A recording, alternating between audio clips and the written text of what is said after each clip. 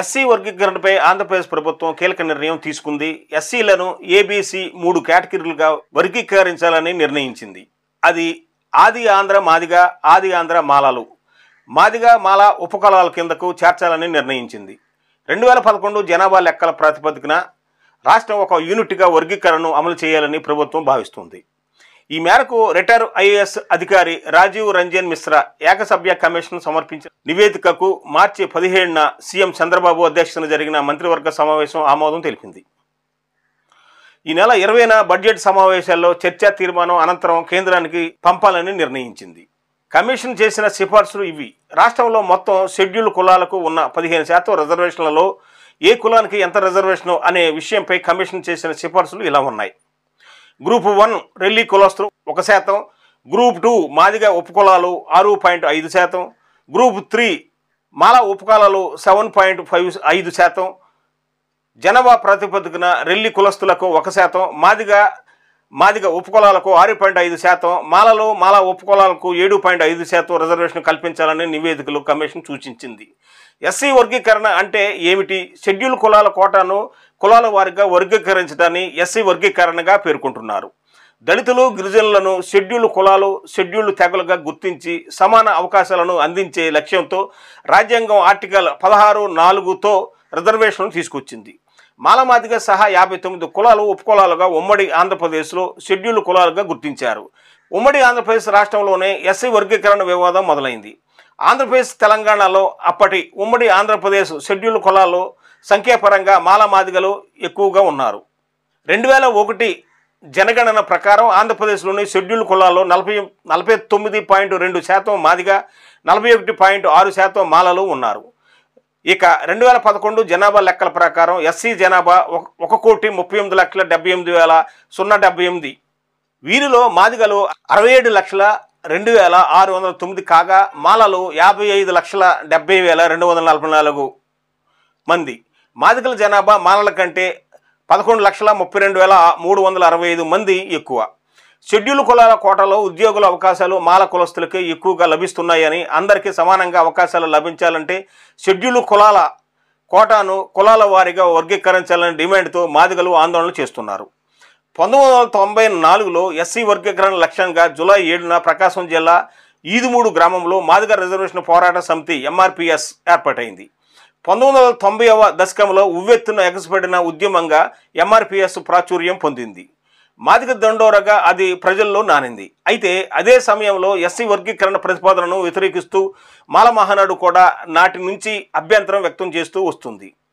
Scheduled కులాల అసమానతతో కులపరంగా కాకుండా ప్రాంతాల పరంగా చూడాలని మాల మహానాడు డిమాండ్ చేస్తూ వచ్చింది.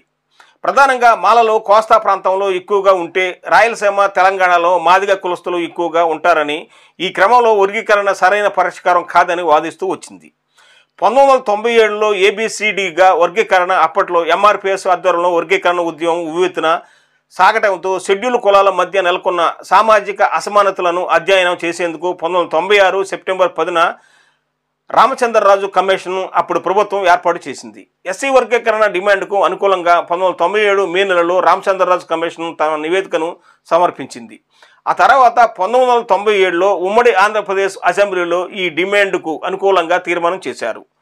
1997 జూన్ 6న ప్రభుత్వ జీవో ద్వారా షెడ్యూల్ కులాల కోటాను వర్గీకరించింది. ఈ జీవో ప్రకారం ఎస్సీలను ఏబిసిడి గ్రూపులుగా వర్గీకరించారు.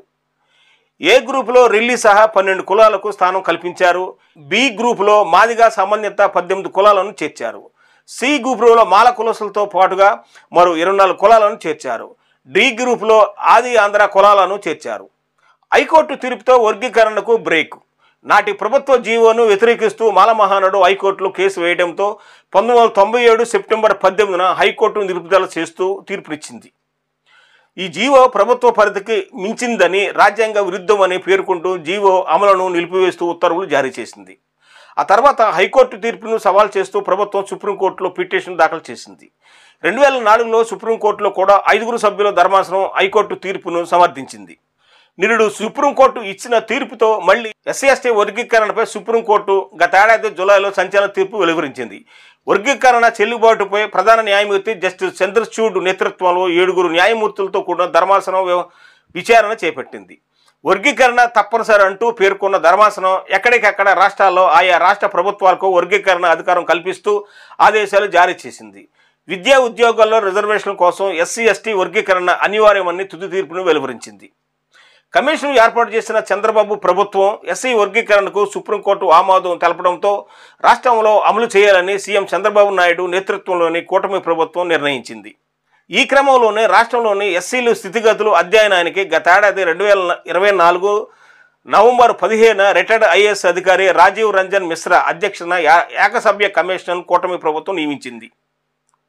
అప్పటి నుంచి కమిషన్ రాష్ట్రంలో 13 జిల్లాల్లో పర్యటించి ఆయా వర్గాల నుంచి అభిప్రాయాలను స్వీకరించింది. దాదాపు 3.5 నెలల పాటు అన్ని జిల్లాల్లో పర్యటించి సిద్ధం చేసిన నివేదికను రాజీవ్ మిశ్రా మార్చి 10న ప్రభుత్వ ప్రధాన కార్యదర్శి విజయానంద్కు అందజేశారు.